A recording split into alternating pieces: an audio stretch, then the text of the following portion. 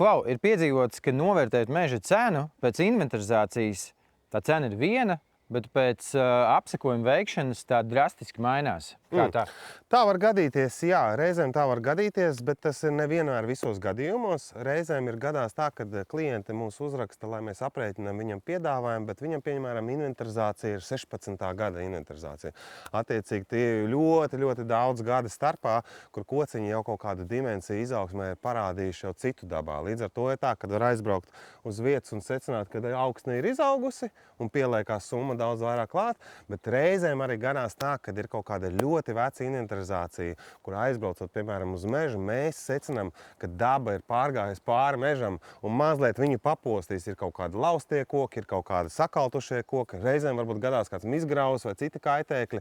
Tas attiecīgi to summu arī samazina, jo attiecīgi arī tās kubu daudzums samazinās. Tāpēc ļoti vērtīgi ir jāskatās, kāda tā inventarizācija ir veikta. Ja ir ļoti svaiga inventarizācija, viņi var arī baigi neatšķirties arī pēc apsakojuma dabā.